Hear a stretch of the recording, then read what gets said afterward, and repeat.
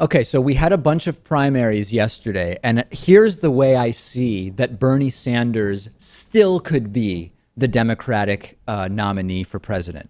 I'm kidding. Now, I'm not really going to do that. People have voted in California. They voted in New Jersey, a bunch of other states. Based on the results, Hillary Clinton has now claimed the Democratic Party's nomination. She is not going to be officially nominated until the DNC in July. She has not accrued the number of pledged delegates alone to secure the nomination. But at this point, very few people are questioning this. She is starting her national campaign against Donald Trump this week. Trump is shifting into his national campaign against her. Let's take a quick look at the results from yesterday in California. This was sort of Bernie's big hope, California, ultimately losing to Hillary Clinton by 13 percentage points, winning in Montana, losing badly in New Jersey by a 2-1 margin to Hillary Clinton. New Mexico, very close, but Hillary Clinton squeaking it out. And winning in North Dakota did Bernie Sanders big time. And then we have South Dakota, where Hillary Clinton won just barely, 51-49. We saw that in an average of polls going into California, Hillary Clinton was up by a couple points, ultimately winning by quite a bit. Were you surprised, Lewis, by the California results? I thought Bernie would do a bit better. Yeah, a little bit surprised. So what does this do to the delegate math? We will take a quick look at that.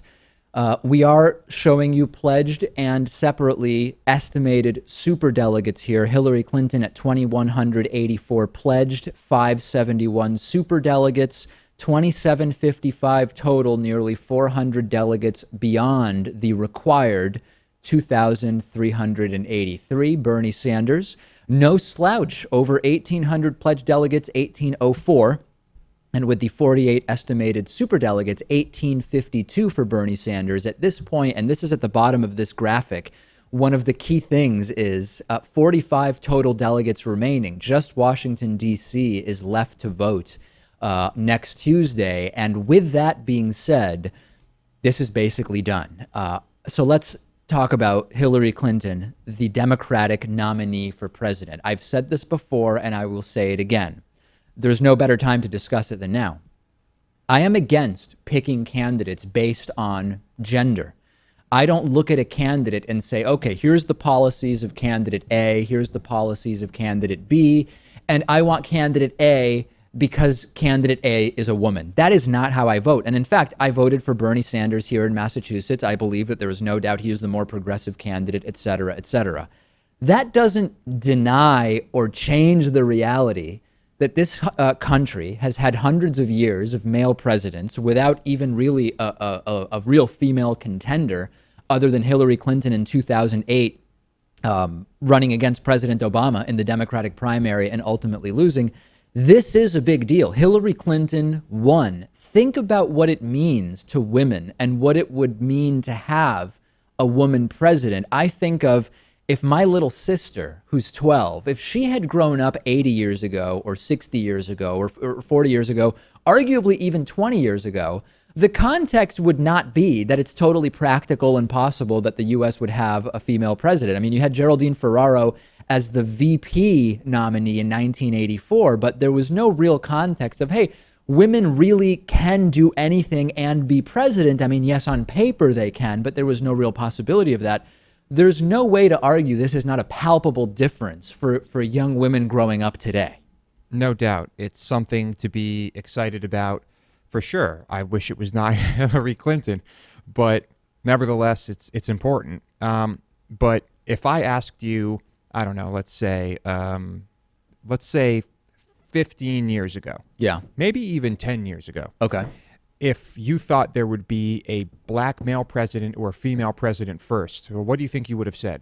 I don't know. Hindsight is 2020. I would have said a female president. Yeah, maybe so. I mean, in a sense, women make up a much higher percentage of the U.S. population than do black people. There's no doubt about that.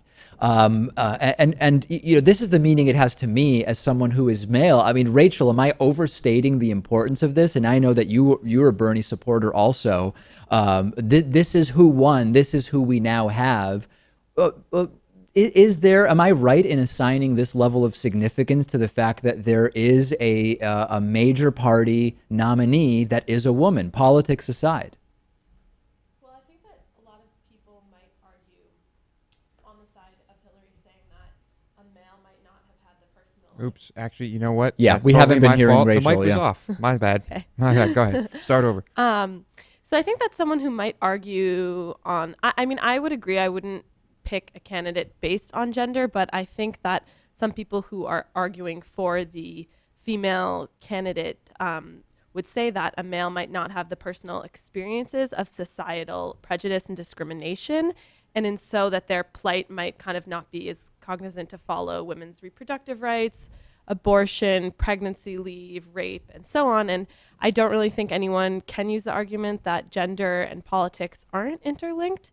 So, but then again, on the flip side, I think someone would just as easily say, well, oh, maybe you can argue a woman is inherently more honest and ethical, and then they could slip up. I don't personally agree with that, but I have heard that argument before. So Yeah, I mean, those are very identity politics aligned arguments, right? And you could make the case, it sort of gets into like the scale of privilege slash oppression. And like, okay, well, if you have a black male, is he more or less able to understand issues A, B, and C versus issues D, E, and F? I mean, I think that there's for me, the big difference is, and I'll open it to you guys to comment on this.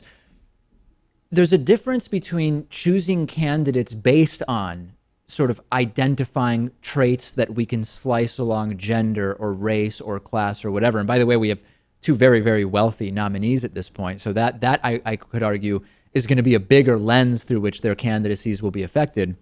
But in the end of it, we can still recognize the importance and the meaning of having members of certain oppressed groups or less privileged groups. I think that we can still separate the two. Well, you're going to have strengths and weaknesses from any candidate on any number of issues. Having a woman, well, that makes things a bit more clear where her strengths might be in some areas. But yeah, the rich thing is an interesting aspect of this. Rachel, is it interesting to you? I mean, for me, it's a sign of progress in a way, and I'm sort of looking for positives here because politically, I don't agree with a lot of Hillary Clinton's ideas. If we can focus on the policy ideas of Hillary Clinton rather than the fact that she is a woman, is that in a sense a form of progress, right? That if it weren't a big deal that she was a woman, and this is the first major party nominee that is a woman, in a sense, it would be a sign of progress, wouldn't it? yeah, I mean, I definitely would agree with that. I think that in a sense, if we can remove any of those attributes of someone's sexuality, gender, race, et cetera, and just look at them solely for their policies and opinions and thoughts and how they're going to seemingly conduct themselves in office, I think that would definitely be a sign of progression. But I don't know if we've 100% come to that point yet. No, I think we definitely haven't. There's no doubt about that.